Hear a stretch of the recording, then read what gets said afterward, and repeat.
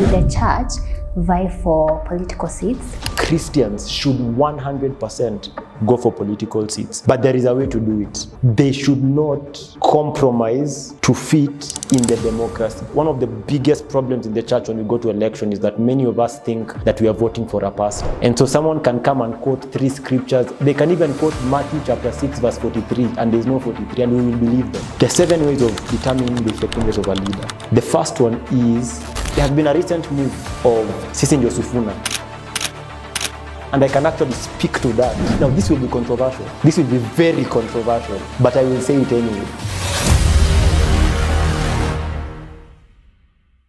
Hello and welcome to the Culture Clash Movement. This is a hub for deep and meaningful conversations that bring fresh perspective to inspire new ways of thinking. My name is Karuki Shohi and I'm your good friend here. Today I am joined by my favorite guest who is a familiar face in this channel. By now you all know him. So I'm gonna have him just say hi. Hi Charles. Hi Carol. Hi guys. Say hi to the people. Charles Adinda is my name. Always a pleasure to be here. Thank you so much. Yes, thank you for coming. Today we have another interesting conversation. Wow, I cannot wait. There is a question that came up. That's what we'll be addressing today. Should the church engage in, or rather, should the church vie for political seats? If yes, we've seen a pattern in the past. There are many people who go into those political spaces, or rather they go into that landscape. They end up either getting compromised or they lose focus. There has been even those that go with good intentions that we question whether they were really going for the people or they had other motives. If you're going to go into those political spaces, how can we be immune to that lustful desire for power? Because you've seen a pattern. Yeah. So, should the church vie for political seats? Yes or no? If yes, how can they stay immune to the lustful desire for power and those things that seem to take people away, drift them away from their main goal, their purpose? And also, if no, what's your reason? No, I'm gonna give my 2 cents. I'm gonna give my 2 cents if I allow you to speak. So for me, they say that he who has the gold makes the rule.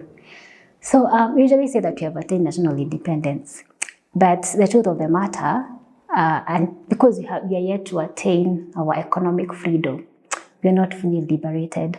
Now in the Bible, it says that all the nations came to Joseph in Egypt, not because he was the head of states, but because he controlled the economic system of the land.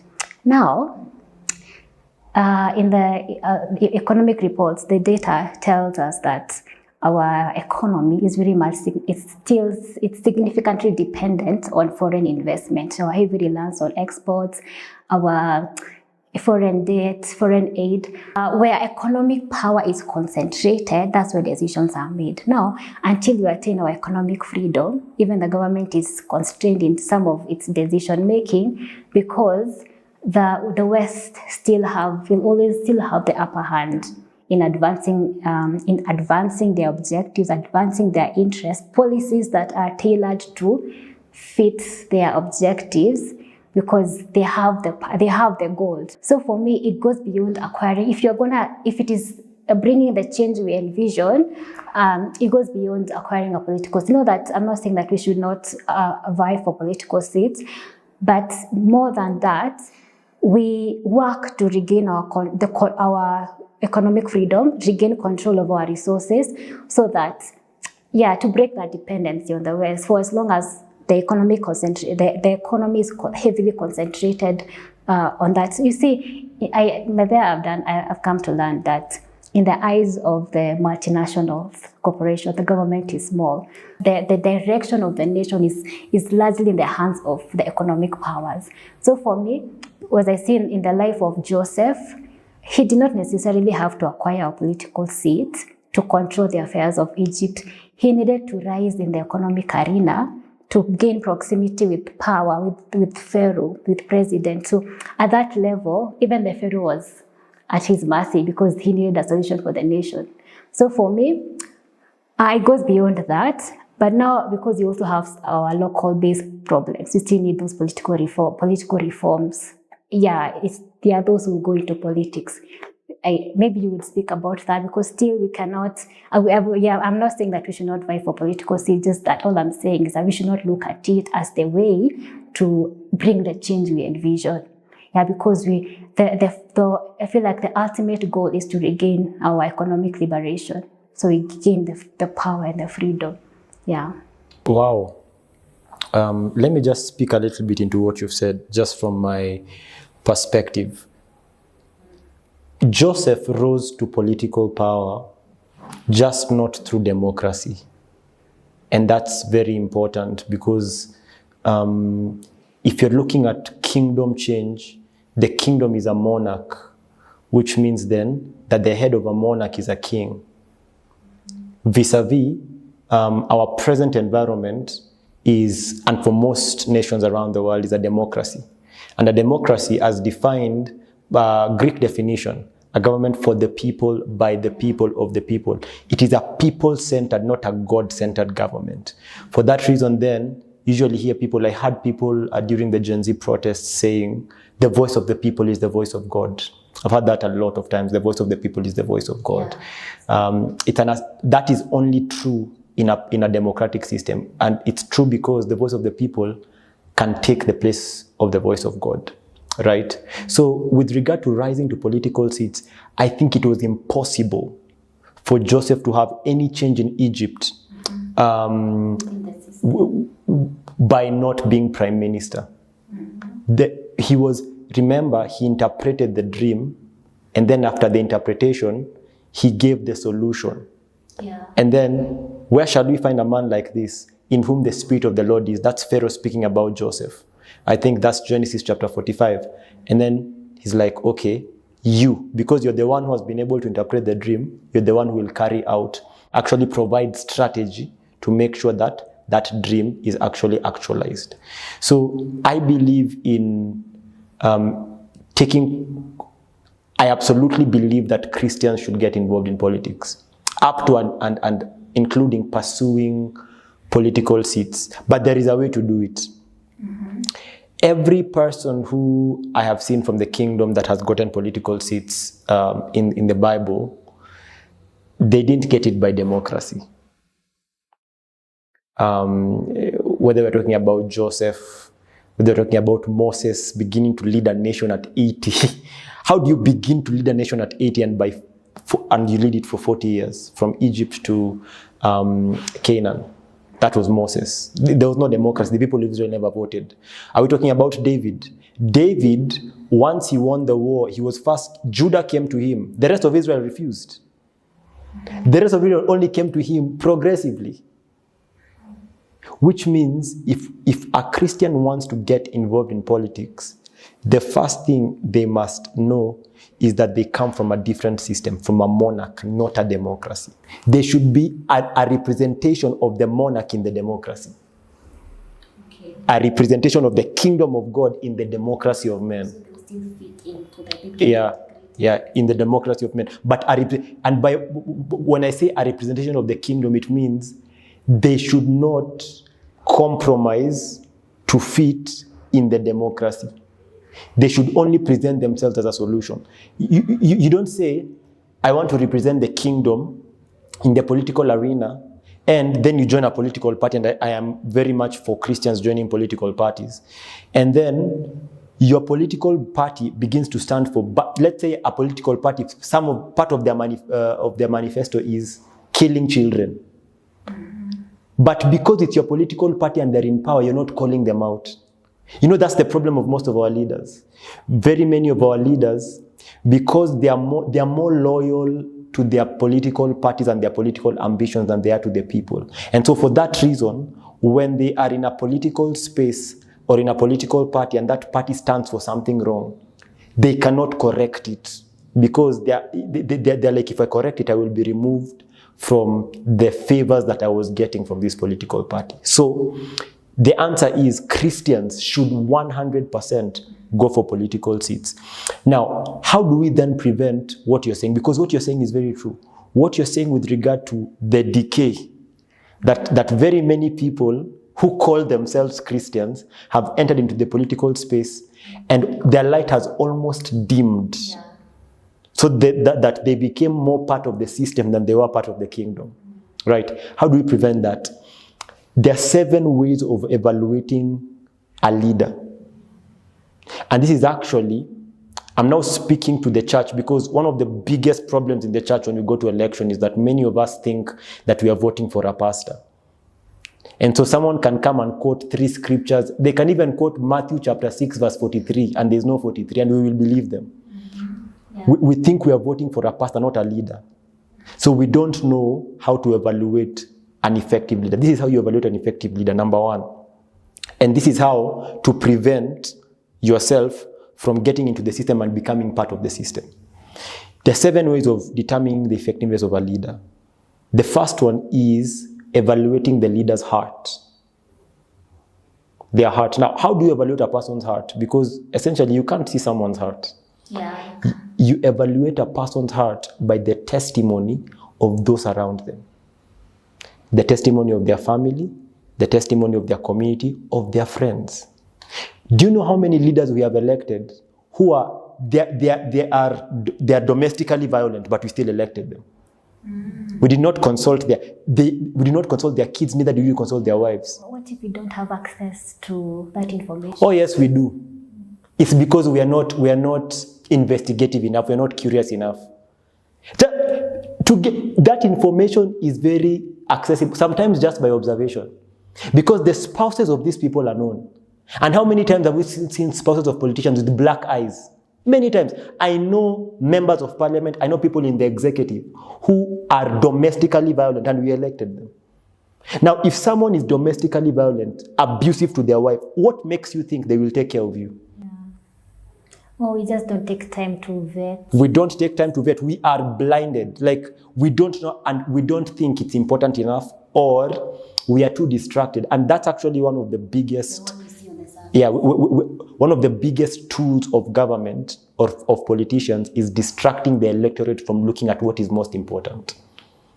So in the lead up to elections, you will find a lot of things, whether it's money being given, whether we're going to Canaan or Singapore, whatever they're trying to distract the electorate from looking at what really matters. The first thing that really matters is their heart, and you evaluate the heart of a person by the testimony of those around them. Very important. Second thing you need to evaluate is their eyes, and their eyes speaks about their vision. Their vision. Now, nothing is as good and as inspiring in a leader as their ability to cast a vision. Again, many of our leaders were elected not because they had a vision, just because they were able to correct the other side. They were able to say what you guys are doing is wrong, but they were not able to present the right solution. But because they were anti the present regime, we elected them. Yeah, it's true. Yeah, we lacked the evaluation of vision. What are you actually bringing to the table?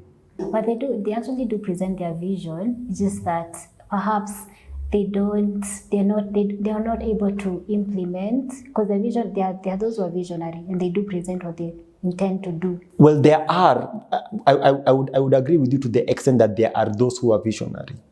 But I would also say that there is how to interpret and evaluate what a vision really is. I can come and say, I'm going to build you roads.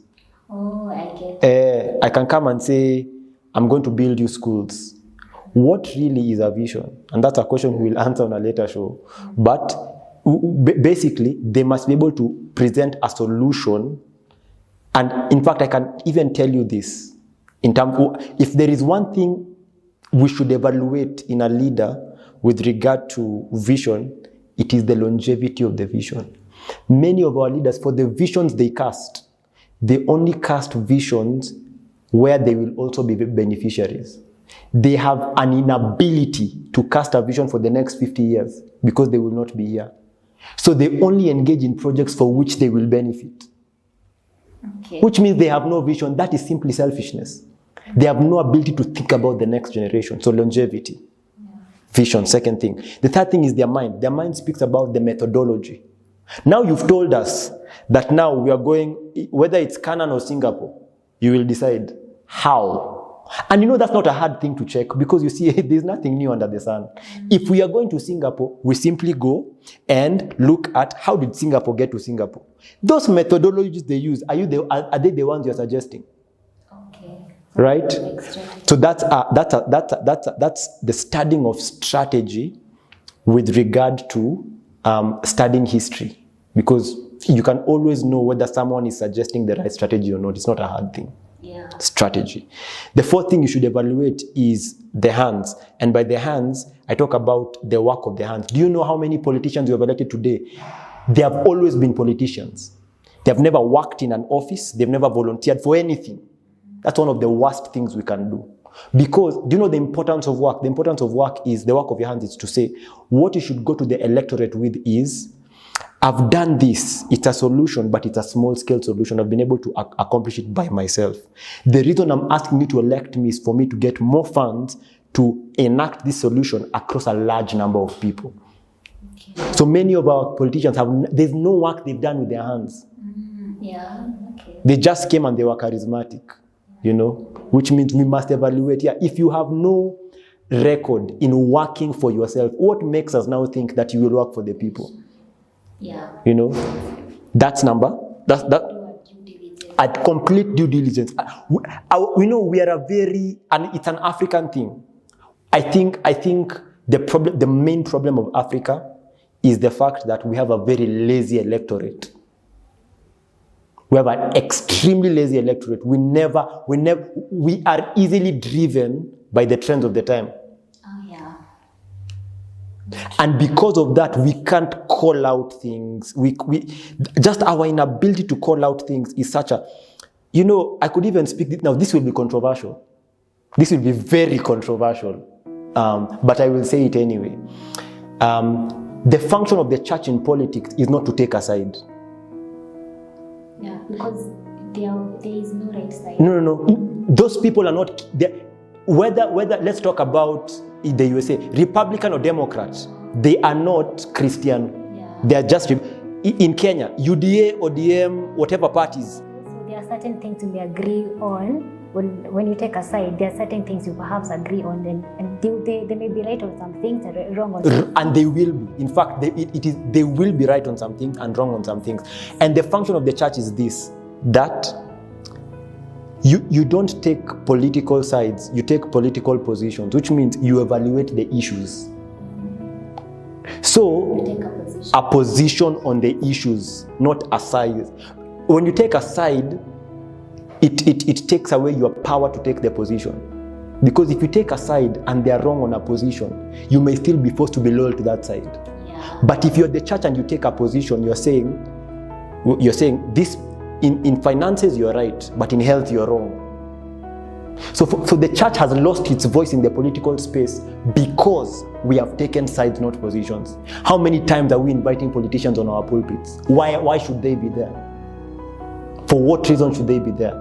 I could even speak right now and say, presently in Kenya, and we are talking about Kenya, there has been a recent move of Sisi Sifuna, and I can actually speak to that and say, now, me, I'm not Sisi Sifuna or not Sisi. I'm speaking as the church now, as a member of the church. I could say, to a very large extent, there is a lot of things, there are many things that are right with that move of people. But I can say, I'm going to call out Edwin Sifuna and say that for all the good things he has said, there is a profanity he uttered in his last rally. Very bad profanity. And that is wrong. You see, that's the function of the church. That for the 99 things they get right, we say they are right. But for the one thing they get wrong, we say they are wrong. We don't hide it. So you see, he may be doing 99% of things right, but we don't want our leaders, just because they're under pressure, to be speaking loosely. That's not leadership. That is not leadership. Yeah, no, that's the thing. So it becomes hard to even call out. We lack that authority. Because now we already took side. We have, and the reason many church projects have been funded by politicians is because we have not taken the painstaking but necessary thing to actually build our people, financially speaking. Which brings me to the next question.